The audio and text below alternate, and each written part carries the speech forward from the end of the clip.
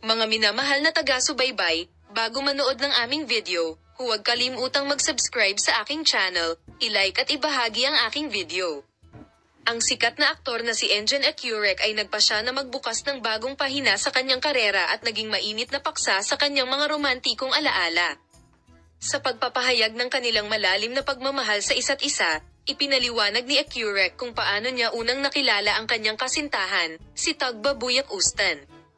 Nagsimula ang pagmamahalan sa pagitan nila sa set ng isang serye sa TV.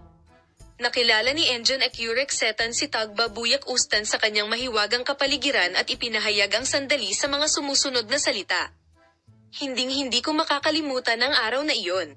Ibang-iba ang energy sa set at nabighani ako sa kagandahan ni Tagba. Sa unang pagkakataon, hinangaan ko hindi lang ang panlabas niyang kagandahan kundi pati ang liwanag na dala niya sa loob. Si Ecurek, na humanga sa sandaling nakita niya ang Tuba Buyak Ustan, ay nagsabi ng sumusunod. Nagpakita siya sa aking paningin na parang diwata.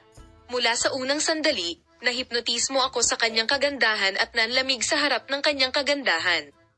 Sa pagsasabi na ang sandaling iyon ay mananatiling isang espesyal na alaala, sinabi ni Ecurek, ang kagandahan ni Tagba ay parang nagmumula sa loob, hindi sa labas. I can't forget that moment.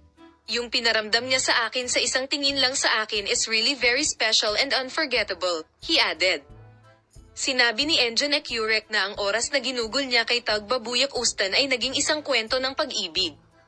Para sa akin, ang pakikipagkita kay Tagba ay hindi lamang pakikipagkita sa isang kasama, kundi isang espesyal na sandali na nag-iwan ng malalim na bakas sa aking puso. Ang bawat sandali na kasama ko siya ay isa sa mga pinaka-espesyal na alaala ng aking buhay. Binigyang diin niya na ang pagiging kasama ng kanyang bagong kasintahan na si Tagba Buyak Ustan ay hindi lamang salamin ng pag-ibig kundi refleksyon din ng paggalang at pag-unawa nila sa isa't isa at sinabi ang mga sumusunod. Ang pagiging kasama ni Tagba ay nangangahulugan ng isang buhay na puno ng hindi lamang panlabas na kagandahan kundi pati na rin ang kagandahan. Salamat sa lahat sa panonood ng aking video. Paalam, makita ka sa mga bagong video.